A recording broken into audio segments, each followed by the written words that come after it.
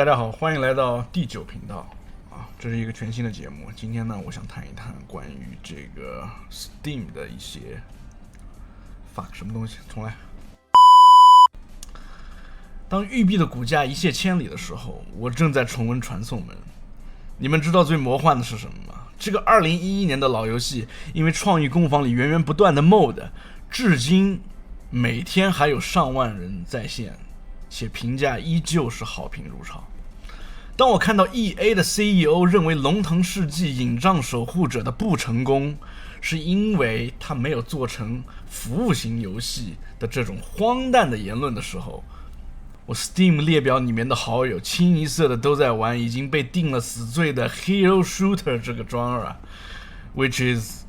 Marvel Rivals 漫威争锋。这荒诞的对比正是数字游戏世界权力更迭的缩影，那就是全球科技巨头手握万亿资本，却在 Steam 构筑的玩家共和国面前溃不成军。他们输掉的不是技术或资源，而是一场关于游戏本质的认知革命。大家好，欢迎来到第9频道，我是你们的 UP 主老九。Nice。Steam 这个平台在这场变革中扮演了非常重要的角色，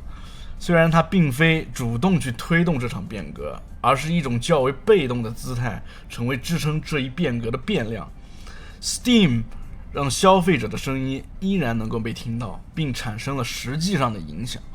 这种现象在其他平台上是不常见的，很多人可能还未完全意识到，其实 Steam 不仅仅它是日益受到欢迎这么简单而已，而是在行业中开辟了一条道路。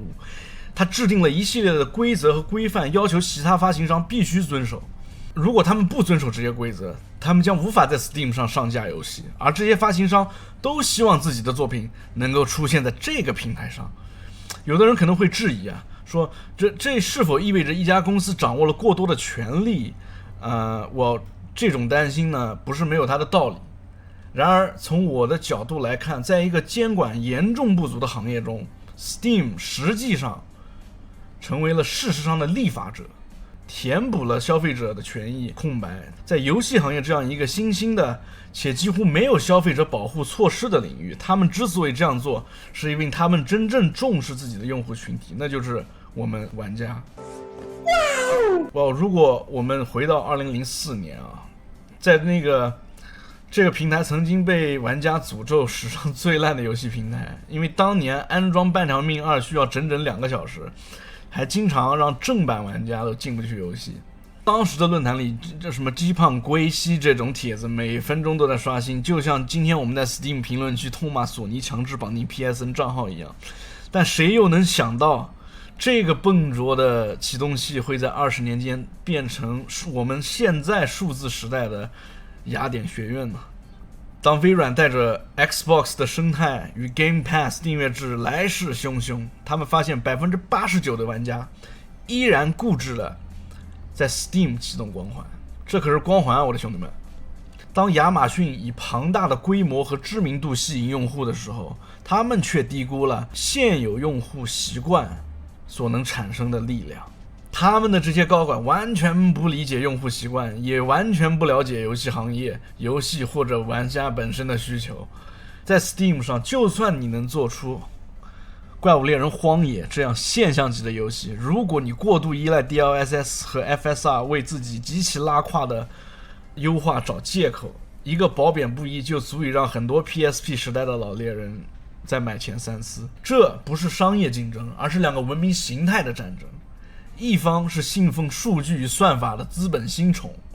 而另一方则是深谙游戏及宗教的蒸汽战神。在这个游戏被付费评测和媒体评分裹挟的时代， Steam 的评测系统成为了一座方舟。当《绝地潜兵2》强制绑定 PSN 账户时，玩家用25万条差评淹没了页面，在72个小时之内就让索尼的股价蒸发了30亿美元。这不仅仅是简单的情绪鲜血，我的朋友，而是玩家共和国最锋利的利剑。虽然说 Helldivers 2 绝地潜兵的质量确实毋庸置疑，我也玩了100多个小时，完成了很多窝棒。虽然说现在不玩了，因为它是个 live service， 但是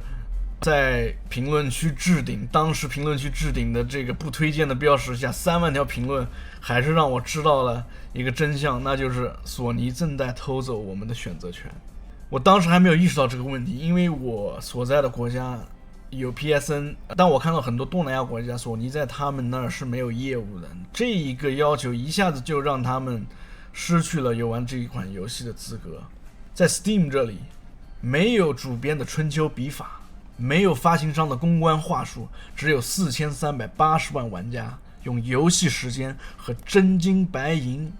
投出的信任的一票。看看2077的魔幻现实，媒体评测解禁时清一色的9分10分，而 Steam 评测区首周68%的差评率，像是一记重锤，砸碎了 CDP 虚荣的泡沫。那些年度游戏颁奖词在无法启动 bug 地狱的玩家怒吼面前显得如此苍白无力。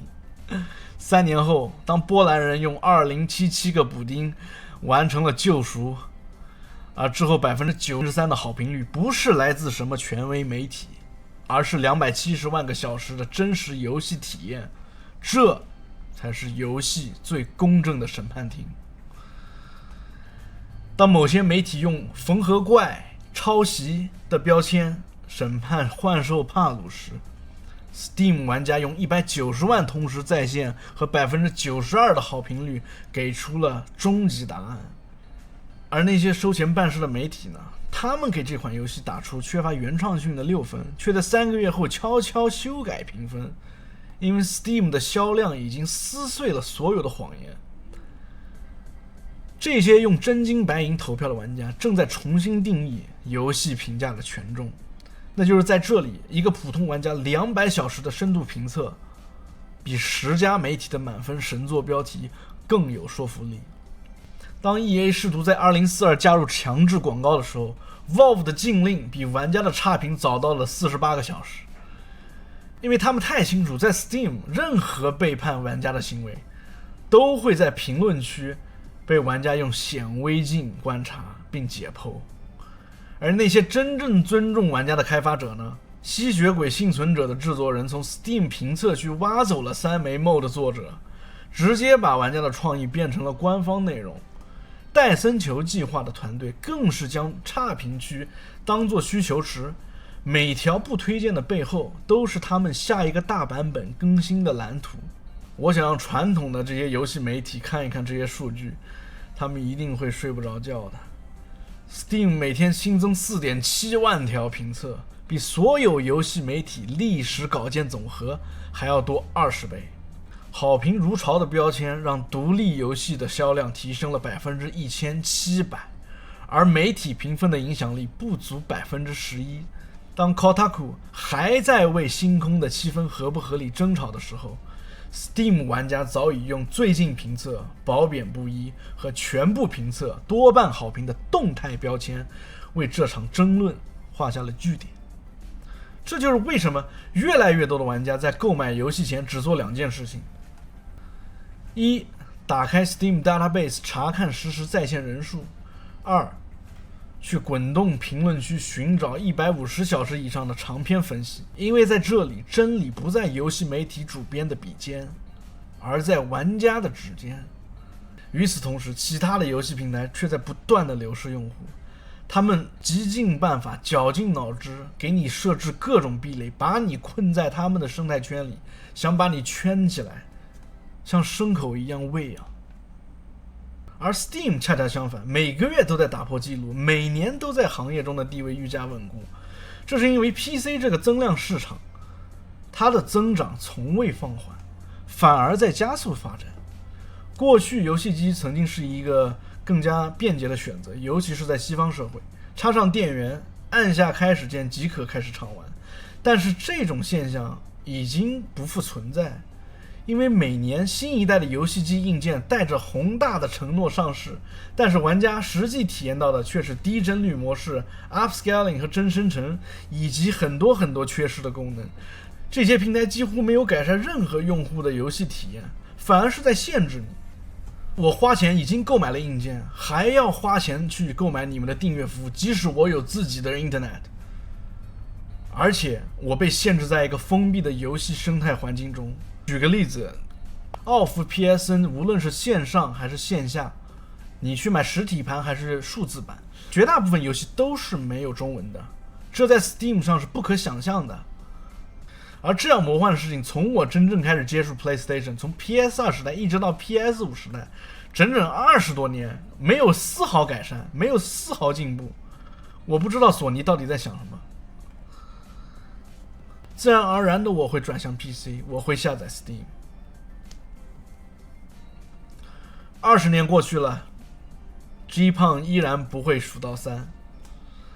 但当我在评测区看到有人为去月球写下2万字的心理学分析，在艾尔登法环的 Build 攻略里发现退休工程师的流体力学模型，在双人成行的夫妻通关日记中读到爱情的真谛的时候，突然就明白了 Steam 的真正魔力不是卖游戏，而是让每个玩家成为故事的书写者。那些收钱办事的媒体永远都不懂为什么会有人愿意花3天3夜打磨一篇没有稿费的评测，因为在这里我们的声音真的能够改变游戏的历史。所以下次当你犹豫是否要购买某款游戏，别再去理会什么